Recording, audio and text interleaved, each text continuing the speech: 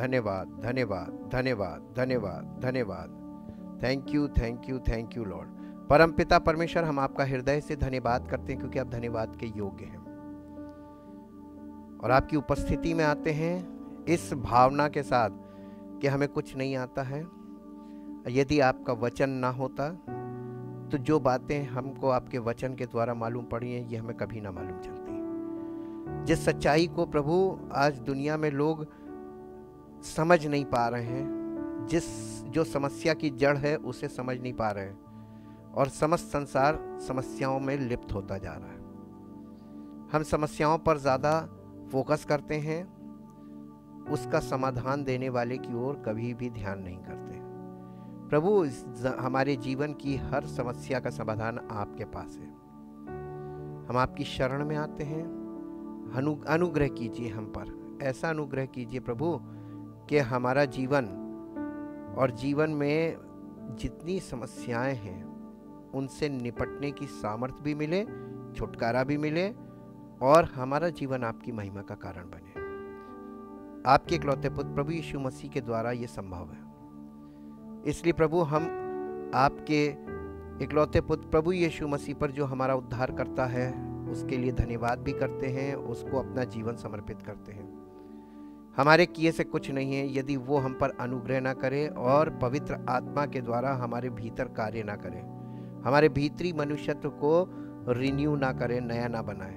प्रभु, हमारे किए से कुछ भी नहीं हो सकता।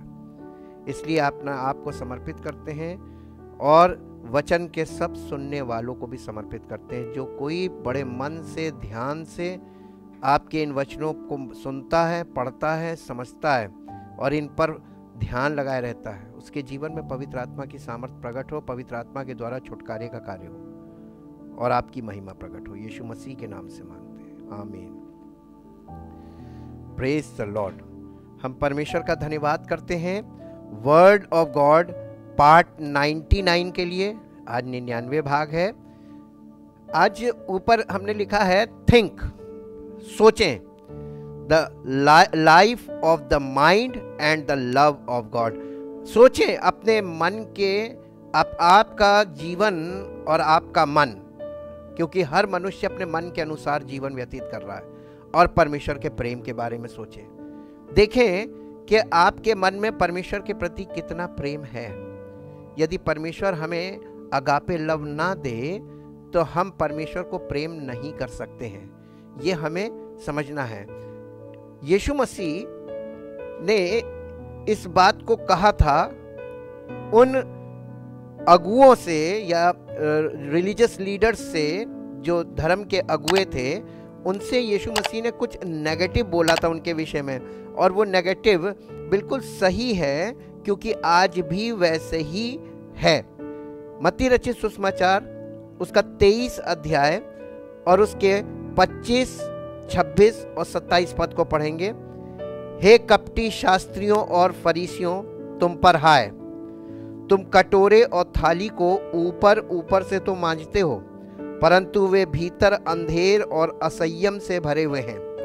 हे अंधे फरीसी, पहले कटोरे और थाली को भीतर से मांज कि वे बाहर से भी स्वच्छ हो।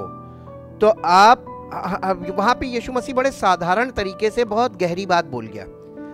धार्मिक शिक्षा दे रहे हो और बाहर से लोग दिखने में सब धार्मिक, धर्म का भेष धारण कर रहे हैं, धार्मिक क्रियाएं करके ये दिखा रहे हैं कि हम बहुत धर्मी हैं, है ना, लेकिन अंदर हर व्यक्ति के दिल में झांक के देखो, झगड़ा, जलन, ईर्ष्या, क्रोध, विरोध, ये सब भरा हुआ है। और इसी बात पर तो यीशु मसीह बता रहे हैं कि पहले हमारे अंदर शुद्धता होनी चाहिए। अगर आपका हृदय शुद्ध है, आप कुछ भी नहीं करते हैं, तब भी परमेश्वर की आशीष होगी। लेकिन अगर आप सब कुछ कर रहे हैं और आपका अंदर भीतरी मनुष्यत्व पाप से भरा हुआ है, तो ये इसको पाखंड बोला जाता है, हिपोक्रेसी बोलते हैं, पाखंड बोलते हैं। और इसीलिए 27 पद में उसने कहा, हे कपटी शास्त्रियों और फरीसियों, तुम पर हाय, तुम चूना फिरी हुई कब्रों के समान हो। यानी अब यीशु मसीह जो रिलीजियस लीडर्स हैं, धर्म के अगुए, उनको बता रहा है कि तुम चूना फिरी हुई कब्रों के समान हो। आप थोड़ी देर के लिए सोचे कि चूना फिरी हुई कब्र का मतलब ऊपर से कब्र सुंदर दिख रही है, खूब वाइट है ना, और उसके अंदर क्या है, सड़ी गली हड्डियां, सड़ी गली। तो वही लिखा है कि तुम चूना फिरी हुई कब्रों के समान हो, जो ऊपर से तो सुंदर दिखाई देती है परंतु भीतर मुर्दों की हड्डियों और सब प्रकार की मलिनता से भरी हैं। इसी रीति से तुम भी ऊपर से मनुष्यों को धर्मी दिखाई देते हो परंतु भीतर कपट और अधर्म से। कहां पे है कपट और अधर्म? अंदर। और ऊपर से, अरे इनसे बड़ा कोई धर्मी नहीं है। ये वाली धार्मिकता हमारे देश में तो आप चारों तरफ देखिए यही वाली मिलेगी। कौन सी धार्मिकता है ये? परमेश्वर ऐसी धार्मिकता को एक्सेप्ट नहीं करता, ना ऐसे धर्मी लोगों को एक्सेप्ट करता है। जैसा यीशु मसीह ने यहाँ पर थोड़ा हार्ड बोला है और लोगों को हार्ड किया। अगर मसीह का चेला बनना है तो आपको इस सच्चाई को ग्रहण भी करना पड़ेगा और इस हार्डनेस को, ये हार्डनेस ही हमको मसीह का चेला बनाती है। हम इसको दूसरे इंटरप्रिटेशन में पढ़ेंगे। कपटी शिक्षकों और फरीसियों। कपटी शिक्षकों, बहुत से धर्म के शिक्षक खड़े हुए हैं जो दूसरों को सिखा रहे हैं। कपटी शिक्षकों और फरीसियों, तुम पर हाय, तुम प्याले को बाहर से साफ करते हो लेकिन अंदर से वे डकैती और असंयम से भरे हुए हैं।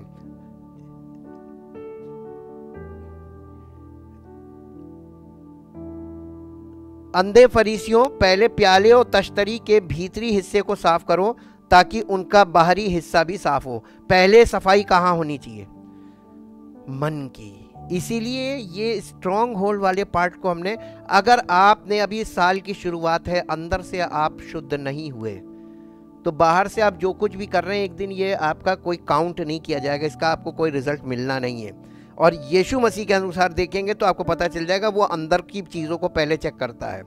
और इसीलिए उसने साफ कहा कि पहले बाहर अंदर से साफ करो। कपटी शिक्षकों और फरीसियों, तुम पर हाय, तुम चूना फिरी हुई कब्रों की तरह हो, जो बाहर से खूबसूरत दिखती है लेकिन अंदर सड़ाहट है।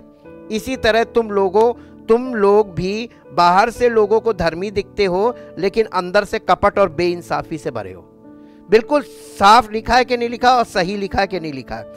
और ये परमेश्वर का वचन हमको, यहाँ एक और उदाहरण इस बात का है कि फरीसी छोटी बातों का ज़्यादा ध्यान रखते थे और बड़ी बातों को नकार देते थे। वे धार्मिक रीति विधियों पर ज़्यादा ध्यान देते थे, प्याले और तश्तरी का बाहरी हिस्सा, यानी रीति विधियों पर बहुत ध्यान लगाना, और उसकी यह है बाहरी हिस्सा। वे धार्मिक रीति विधियों पर ज़्यादा ध्यान देते थे और लेकिन उन मन और आत्मा की दशा या हालत पर कम ध्यान देते थे। अंदर क्या है, मन की हालत क्या है, इससे कोई मतलब नहीं, कम ध्यान देते थे। और इसीलिए यीशु मसीह उनसे कह रहे हैं, वे इस बात को नहीं देख पा रहे थे कि परमेश्वर की दृष्टि में बाहरी रीति से कोई कितना भी धार्मिक लगे, कोई मतलब नहीं। यदि इंसान का मन बुरा है, लालच, स्वार्थ, भीतरी मैलेपन को नहलाने से, बाहरी रीति रिवाज और देह को नहलाने से साफ नहीं किया, यानी मन के अंदर जो भरा है इसको आप नहा धो के साफ नहीं कर सकते और बाहरी रीति विधियों से भी इनको साफ नहीं किया जा सकता। इसीलिए परमेश्वर का वचन हमको वो चीज़ बता रहा है जो परमेश्वर ने हमारे लिए तैयार की है कि पहले अंदर से। इसी के साथ साथ हम देखेंगे यीशु फिर से बाहरी बातों पर जोर डालने और भीतरी बातों को हल्का फुल्का जानने की बड़ी गलती की तरफ इशारा करते हैं। ये बहुत बड़ी गलती चल रही है आज भी कि बाहरी जो क्रियाकलाप है उन पर बहुत ज़्यादा ध्यान है, लेकिन आपके मन में क्या है, आपका मन कैसा है, वहाँ पर किसी को कोई मतलब नहीं है। और यीशु मसीह इसी ओर इशारा करते हैं। यीशु ने उनके मन के ख्यालों को लोगों के सामने धार्मिक दिखावा, यानी लोगों को दिखावा उजागर किया कि ये लोग दिखावा करते हैं, लेकिन उन्हें इसकी परवाह नहीं थी कि परमेश्वर उनके मन की हालत को देखते हैं। उनके बाहरी धार्मिक काम लोगों को प्रभावित करके अपना उल्लू सीधा करना था। इसका परिणाम ये हुआ कि जो अपने आप को बाहरी अशुद्धता से बचाने का दिखावा करते थे, भीतर से सब तरह की बुराई से भरे थे। वे दूसरों को भी अशुद्ध कर देते थे। और इसीलिए यीशु मसीह ने ये वाली बात बोली, परमेश्वर हमारी मदद करे कि हम ऐसी बुराई को देखकर उससे बचे रहें। क्या आप बचना चाहते हैं ऐसी बुराई से? ये बहुत ज़रूरी है। इस तरीके की बुराई से आपके अंदर अगर ये चीज़ नहीं होगी तो आप ऐसे लोगों की तरफ आकर्षित भी नहीं होंगे। अगर आप अंदर से शुद्ध हो जाएंगे ना तो आपको ऐसे लोगों को पहचानना बहुत सरल हो जाएगा, क्योंकि वो आपके बिल्कुल विपरीत होंगे, नेगेटिव होंगे। और पॉजिटिव नेगेटिव का बहुत तेज भेद काम करता है। Don't believe everything you think. आप सबसे पहली बात है, हमारा विचार हमको बहुत तेज धोखा देता है। हमारी जो सोच है वो हमें धोखा देती है। कई बार लोग कहते हैं हमें फलाने ने धोखा दिया, हमें फलाने ने धोखा दिया, दूसरों पे दोष लगाते हैं ना। सबसे बड़ा धोखा कौन देता मालूम है? आपका मन, हमारा मन।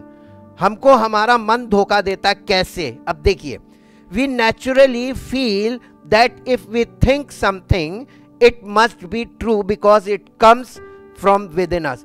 हम जब हमारे अंदर से कोई आवाज आती है, हमारे मन से कोई विचार उठता है, तो हम उसको सच मान लेते हैं। स्वाभाविक तौर पे हमारा स्वभाव ऐसा है, हम उसे सच मानते हैं और हम कहते हैं हमारा मन कह रहा है, हमारा दिल कह रहा है ना। आप उसको सच मानते हैं। अब आप थोड़ा अपने दिल की हालत देख लिए, अपने मन की हालत देख लिए परमेश्वर के वचन के अनुसार। ये हमारे दिल का आईना है, परमेश्वर का वचन। But just because you think something does not mean it true. यानी आप ये मत सोचिए कि जो आप सोच रहे हैं वो सही है, वो गलत भी हो सकता है, लेकिन आपको पता नहीं, आप उसको जांचेंगे कैसे? We are all mentally ill. हम सब मानसिक तौर पे बीमार हैं। कैसे बीमार हैं? हमारे हृदय में बीमारी है। The mental illness is called sin. ये मानसिक बीमारी का नाम है पाप। ऐसा कौन व्यक्ति है जो ये कहेगा कि मैं पापी नहीं हूं? We are born sinner. हम आदम के वंश से हैं और आदम ने पाप किया। उसके बाद जितने बच्चे पैदा हो रहे हैं उसके बाद और आगे भी जितने होंगे सब पापी। We all are sinner. ठीक, तो हम पापी हैं और पाप ही उस समस्या की जड़ है जो हमारे दिल में, हमारे विचारों में, हमारे माइंड में है। And the Bible tells us different phrases for the condition of our heart.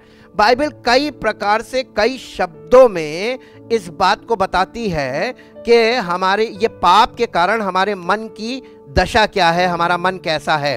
हाँ, और under minds under sin, our minds are, हमारा मन, पहली चीज लोगों का मन कंफ्यूज्ड है ना। हम इसकी वर्सेस आज आपके साथ नहीं पढ़ेंगे, आप इसको घर में पढ़िए। आपको होमवर्क दिया, अब आपको होमवर्क दिया करेंगे।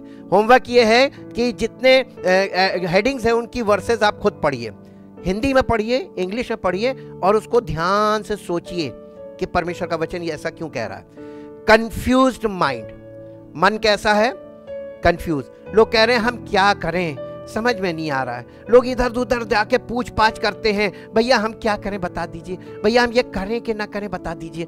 सब जगह लोग कंफ्यूज्ड हैं। और ये कंफ्यूज क्यों हैं? ये this is the main root cause is sin. पाप के कारण हमारा स्वभाव पापी है, इसलिए हम कंफ्यूज्ड हैं। दूसरा है एंग्शियस या क्लोज्ड। एंग्शियस का मतलब होता है चिंता से भरे, क्लोज्ड का मतलब होता है हमारा माइंड जो है वो बंद है, उसको समझ ही में नहीं आ रहा। फिर तीसरा है ईविल, रेस्टलेस। ईविल का मतलब होता है दुष्टता से भरा और रेस्टलेस का मतलब होता है कि जिसको चैन ना मिले, हमारे मन को चैन नहीं मिलता है, हम बेचैन हैं। ठीक है। और फिर चौथा है रैश, डिल्यूडेड। डिल्यूडेड मतलब धोखे से भरा हुआ, हमारा ऐसा तो मन है। The Bible talks about a troubled mind. Bible जो है वो एक यानी ऐसे माइंड की बात करती है जिस माइंड में समस्याएं भरी हुई हैं। ट्रबल्ड माइंड, परेशान मन। अ डिप्रेव्ड माइंड, एक ऐसा मन जो भटका हुआ मन। और इसके बाद है अ सिंफुल माइंड, पापी मन। और इसके बाद है अ ब्लाइंडेड माइंड, यानी हमारी जैसे मन की आंखें हैं वो आंखें बंद है, मन को कुछ समझ में नहीं आ रहा, सूझ नहीं पड़ रहा। आप बहुत बार बाइबल पढ़िए, आपको कुछ समझ में नहीं आएगा। ब्लाइंडेड माइंड, जब ब्लाइंडेड माइंड आदमी बाइबल पढ़ेगा ना तो वो उसको अपनी अर्थ में लेगा, क्योंकि वो परमेश्वर की आत्मा का प्रकाश उसको नहीं मिल रहा है। अ डल माइंड, ऐसा मन जो उदास मन, दबा मन, डल माइंड। और उसके बाद है a corrupt mind. Corrupt mind भी है। और करप्ट माइंड का मतलब करप्शन से भरा हुआ माइंड, जहां से करप्शन। आज संसार में करप्शन कहां से आ रहा है? आप किसी को भी बैठा दीजिए, वो बैठेगा, थोड़े दिन बाद उसके अंदर से वो माइंड से वो निकाल लेगा कैसे करना है, 3-5। Our minds are broken by sin. हमारा मन जो है ये टूटा हुआ मन है, बिखरा हुआ मन है। इसका कारण क्या है मालूम है? पाप।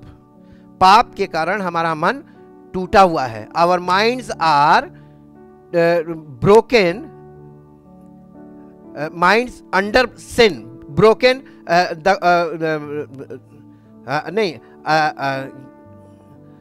Our minds are broken by sin. पाप के द्वारा हमारा मन जो है वो टूट गया है। Which means we cannot trust even what we think. यानी यहां तक टूटा हुआ है कि जो हम जो सोच रहे हैं या हमारे अंदर से जो आवाज आ रही है, जो हमें सुनाई दे रहा है, जो हमें समझ में आ रहा है, वो भी गलत हो सकता है ना? क्योंकि हम कंफ्यूज्ड हैं, तो हम कभी कुछ बोलेंगे, कभी कुछ बोलेंगे। और ये यिर्मयाह नबी की पुस्तक उसके 17 अध्याय के 9 पद में ऐसा लिखा हुआ है। ये पुराना नियम है और यहाँ पर परमेश्वर ने पहले से मनुष्य के मन की हालत को भविष्यवाणी के द्वारा बता दिया था। और यहाँ पे उसने कहा 17 अध्याय का 9 पद, मन तो सब वस्तुओं से अधिक धोखा देने वाला होता है। किसका मन? हमारा मन हमको धोखा देगा, आपका मन आपको धोखा देगा, इनका मन इनको धोखा देगा, इनका मन का, आपका मन आपको धोखा देगा। और हम आपस में एक दूसरे से लड़ते हैं ये सोच के कि आपने हमें धोखा दिया। धोखा हमने खाया है, लेकिन धोखा दिया किसने? हमारे मन ने हमको धोखा दिया, है ना? तो मन तो सब वस्तुओं से अधिक धोखा देने वाला होता है, उसमें असाध्य रोग लगा। कैसा रोग लगा है? असाध्य रोग का मतलब क्या मालूम है? लाइलाज। उसकी लाइलाज बीमारी है, कोई इसका इलाज दुनिया में नहीं है। कोई तंत्र मंत्र, जादू टोना, झाड़ा फूकी, कोई इलाज नहीं है इसका। केवल एक ही इलाज है। इसका इलाज मालूम क्या है?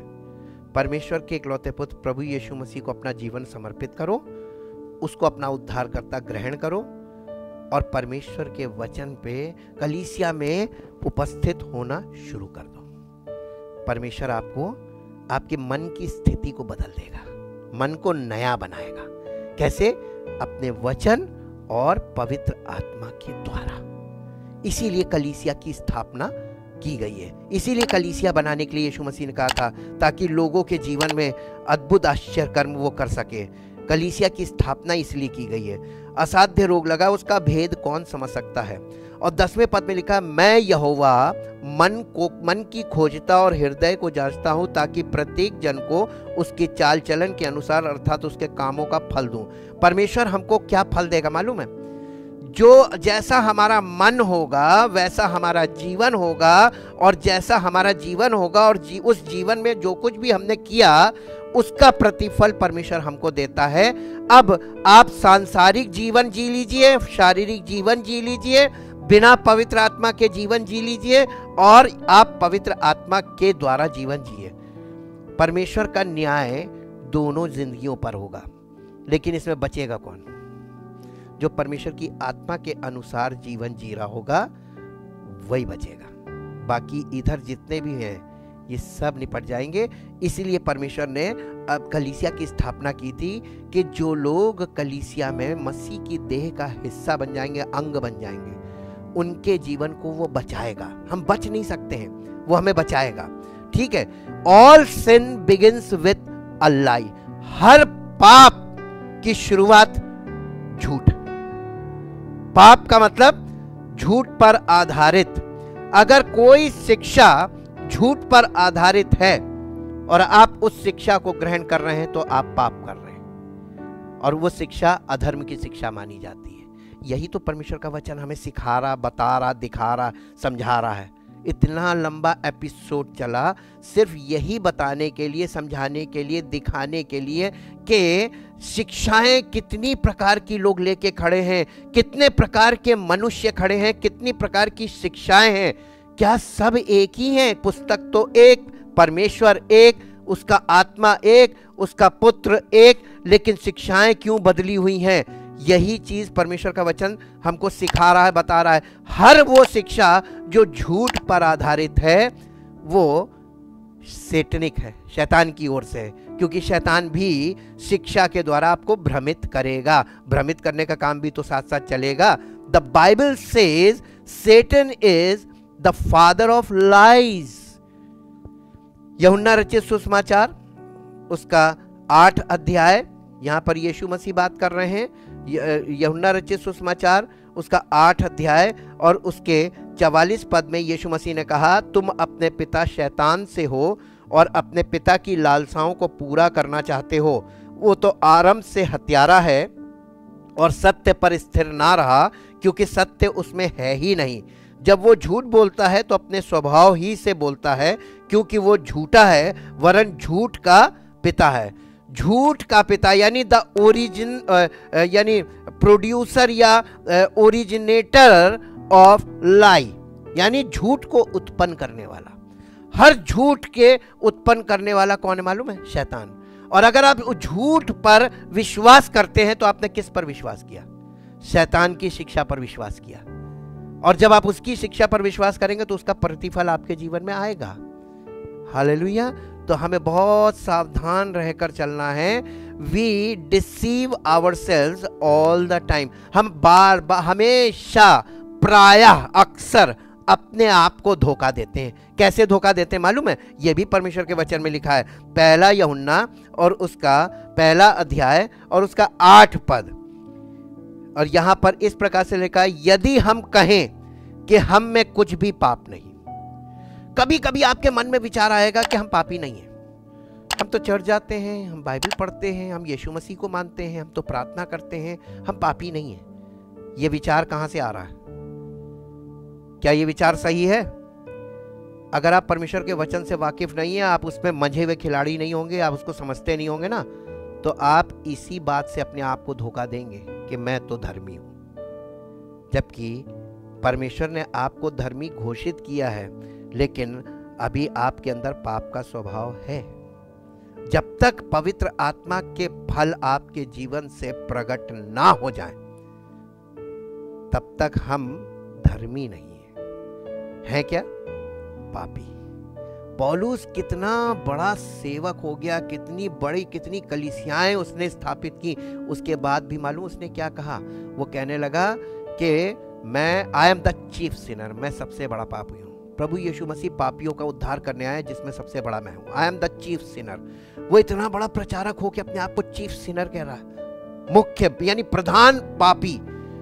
लोग अपने आप को मानने को तैयार नहीं कि हम पापी हैं। और यही धोखा, या आपका मन आपको धोखा देता, आपका माइंड। यदि हम कहें कि हम में कुछ भी पाप नहीं, तो अपने आप को धोखा देते हैं और हम में सत्य नहीं। यदि हम अपने पापों को मान ले तो वो हमारे पापों को क्षमा करने और हमें सब अधर्म से शुद्ध करने में विश्वास योग्य और धर्मी है। कौन? प्रभु यीशु मसीह हमें शुद्ध करेगा। हम शुद्ध नहीं हो सकते, और विचारों से तो बिल्कुल ही नहीं हो सकते कि हमने मान लिया, हमने यीशु मसीह को ग्रहण किया, अब हम धर्मी। ये झूठी शिक्षा है, ये झूठी शिक्षा है।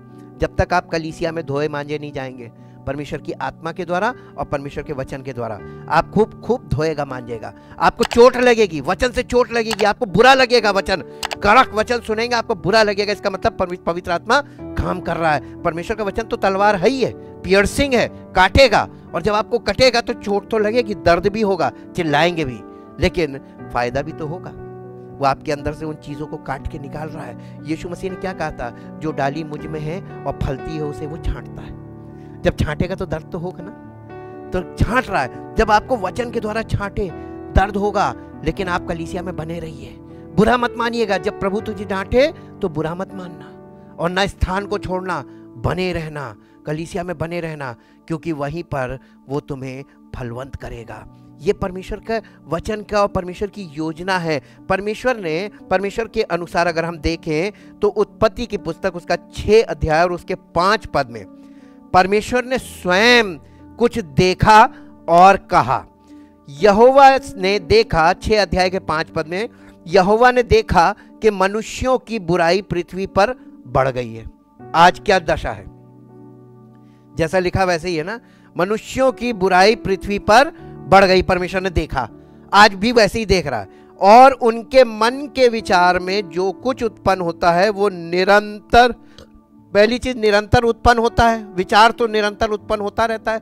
और दूसरी बात, परमेश्वर कह रहा बुरा ही होता है, हमेशा बुरा विचार, कभी भी आपके अंदर अच्छा विचार नहीं आएगा। अब निरंतर बुरा विचार उत्पन्न होता है। और इस बात को देखकर परमेश्वर ने कहा कि मनुष्य को बचाने के लिए योजना, तभी तो उसने अपने पुत्र को भेजा। तभी पुत्र ने कहा कि मैं अपनी कलीसिया बनाऊंगा।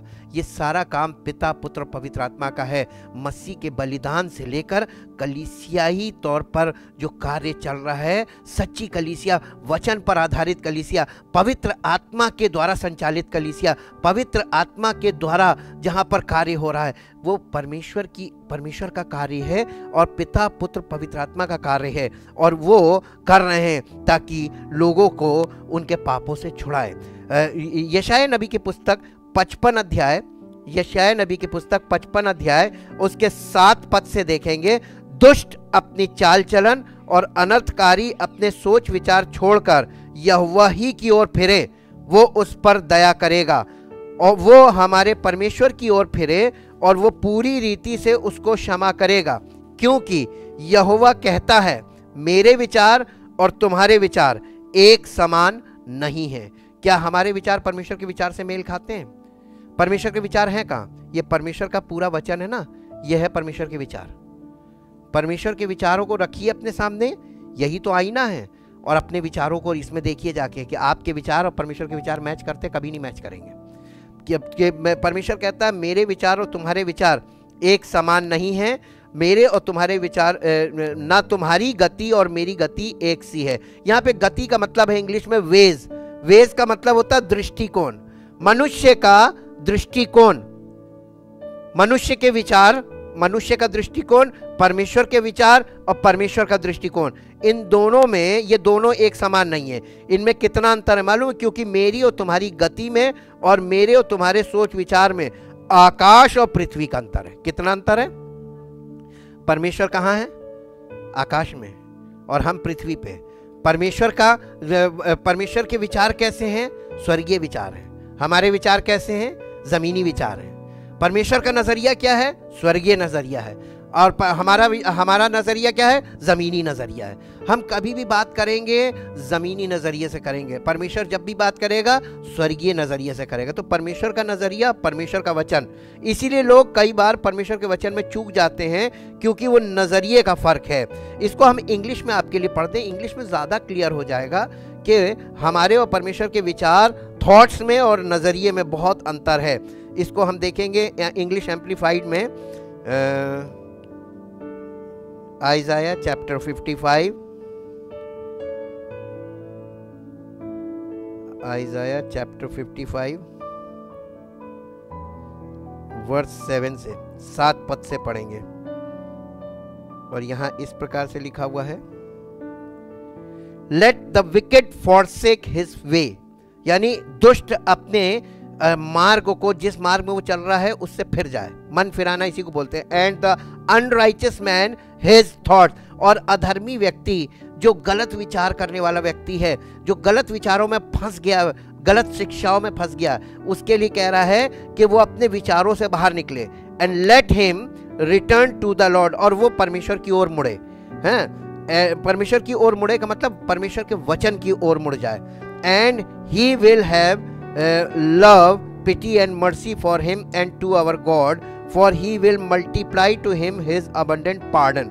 परमेश्वर उसे पूरी रीति से माफ करेगा।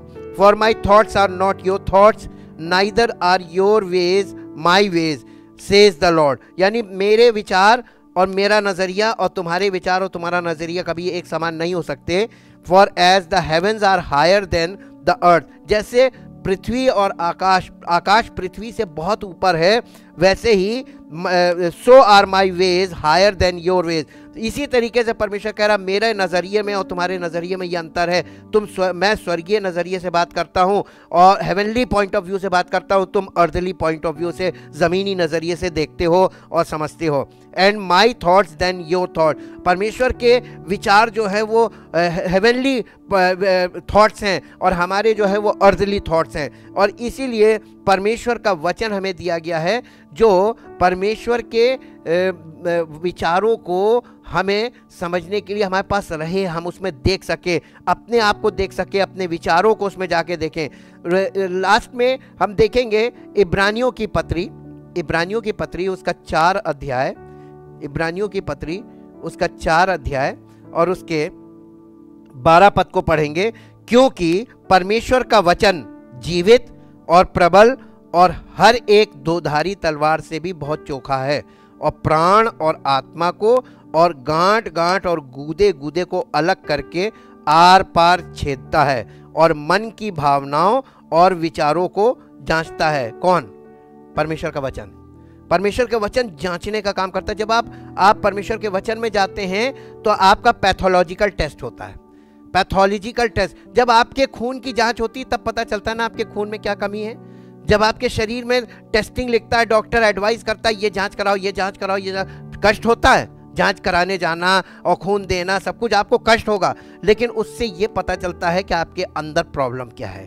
तो हमारे अंदर प्रॉब्लम क्या है, हमारे मन में प्रॉब्लम क्या है, हमारे विचार में प्रॉब्लम क्या है, ये तो डॉक्टर भी नहीं जान सकता।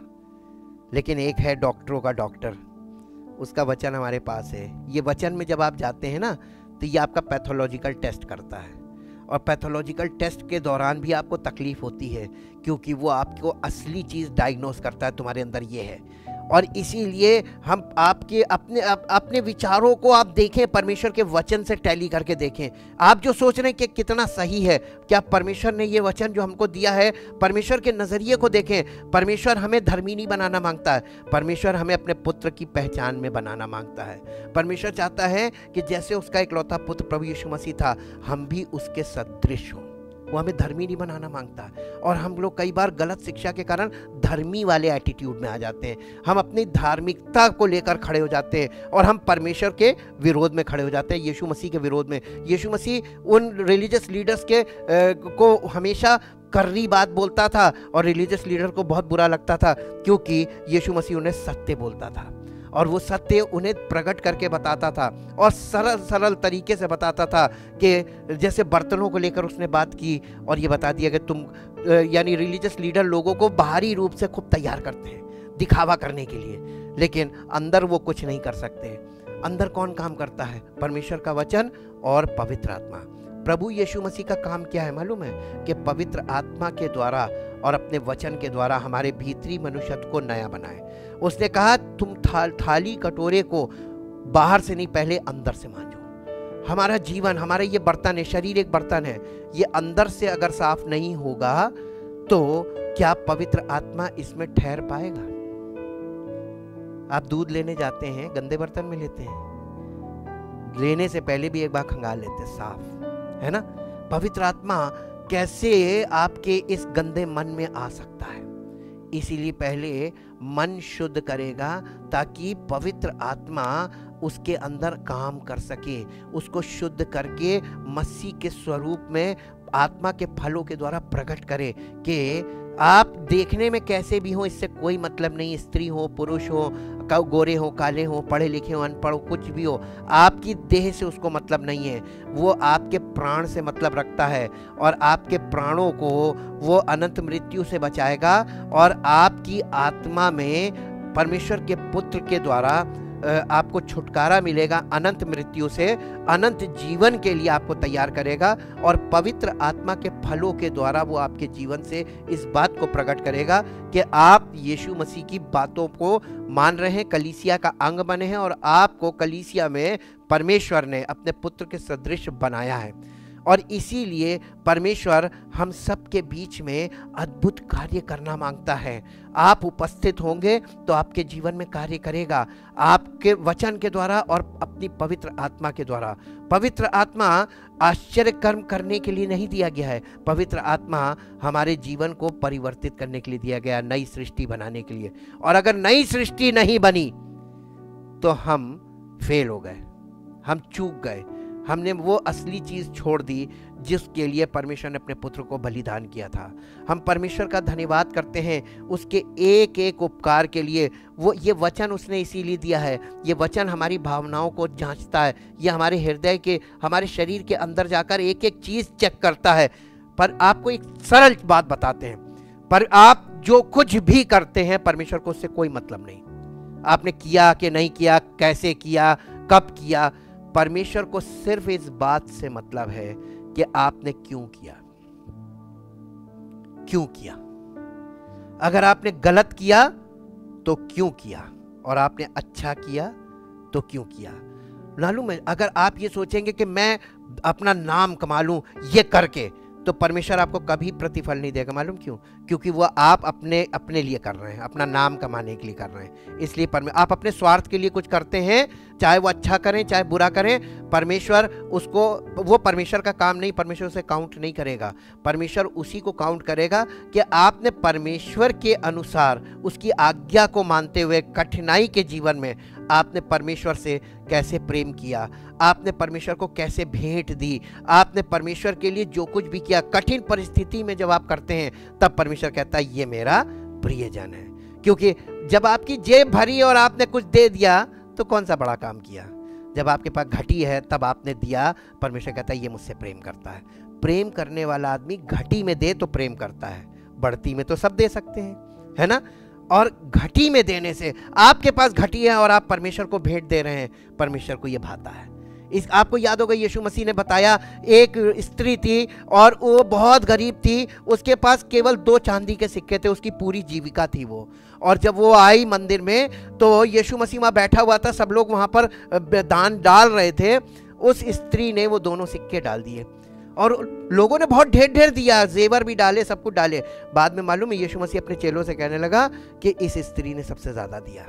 तो सब लोग कहने लगे कैसे, नजरिया बिल्कुल उल्टा है। तो सब लोग कहने लगे अरे इतना ढेर, उसके चेले कहने लगे अरे उसने तो इतना ढेर दिया, उसने देखो इतना सोने के जेवर डाले, उसने इतने ढेर पैसे डाले। उसने कहा ना, इन सब ने अपनी बढ़ती में से दिया, लेकिन इसने अपनी सारी जीविका डाल दी। परमेश्वर को क्या भाता मालूम, जब आप घटी में से देते हैं, यह है परमेश्वर का प्रेम। और जब बढ़ती में से देते हैं, ये प्रेम नहीं है, ये आप सिर्फ नियम का पालन कर रहे हैं। अपनी घटी में जब आपको आने में दिक्कत हो और आप आए हैं, परमेश्वर को भाएगा। ये आ नहीं सकता था फिर भी आया, ये परमेश्वर को भाएगा। और आप आने लायक हैं और आ गए हैं, तो ये कोई बड़ी बात नहीं है। Thank you, thank you, thank you Lord. परमेश्वर आपके उस भाव को पकड़ता है, क्यों करा आपने, किस हालत में किया। और परमेश्वर से अगर आप प्यार करते हैं ना, तो आप अपनी हर परिस्थिति को तोड़ कर आएंगे, क्योंकि परमेश्वर आपके प्रेम को यही देखना मांगता है कि आप उससे कितना प्यार करते हैं। और जिस दिन ये साबित हो गया कि आप परमेश्वर से वाकई में प्यार करते हैं, ये बहुत बड़ा सैक्रिफाइस है। परमेश्वर ने अब्राहम से क्या कहा था, अपने उस बेटे को जिसे तू बहुत प्यार करता मेरे लिए कुर्बान कर दे, टुकड़े टुकड़े काट के उसको मेरे लिए कुर्बान कर दे, उसको बोटी बोटी काट दे। और वो ले गया, उसने अपनी पत्नी को नहीं बताया, ले गया, 30 साल का लड़का था, और ले गया उसको लिटा के, और जैसे ही छुरी उठाई परमेश्वर ने उसे रोका, ना बस मैंने देख लिया। परमेश्वर हमारे उस भाव को देखना मांगता है कि हम उससे कितना प्यार करते हैं, हम कौन सा अपना, हम कितना उसके लिए अपना आराम छोड़ सकते हैं, कितने शौक छोड़ सकते हैं, कितनी अपनी आदतों को छोड़ सकते हैं। हे प्रभु हम तुझसे प्यार करते हैं, हम ये नहीं करेंगे, तुझे नहीं पसंद है मैं नहीं करूंगा। हे प्रभु मैं तुझसे इतना प्यार करता हूं, तू कह देगा तो ये चीज जो मुझे बहुत पसंद है मैं आज से इसको छूंगा नहीं। ये आप करके देखिए, देखिए परमेश्वर अपना प्रेम आपके जीवन में कैसे प्रकट करेगा। परमपिता परमेश्वर, हम आपका हृदय से धन्यवाद करते हैं एक एक उपकार के लिए जो आप हमारे जीवन में करते रहते हैं। धन्यवाद करते हैं आपके पवित्र वचनों के लिए, जो पवित्र आत्मा के द्वारा हमारे भीतरी मनुष्यत्व को शुद्ध करते हैं और हमें परमेश्वर के योग्य संतान बनाते हैं, ताकि हम सबका जीवन परमेश्वर के इकलौते पुत्र प्रभु यीशु मसीह के सदृश हो और उसी के समान हमारे जीवन से परमेश्वर की महिमा प्रकट हो और परमेश्वर की मर्जी पूरी हो, परमेश्वर का नाम महिमा पाए। धन्यवाद के साथ इस प्रार्थना को आपके इकलौते पुत्र प्रभु यीशु मसीह के नाम से मांगते हैं, आमीन। Praise the Lord. परमेश्वर आपको आशीष दे।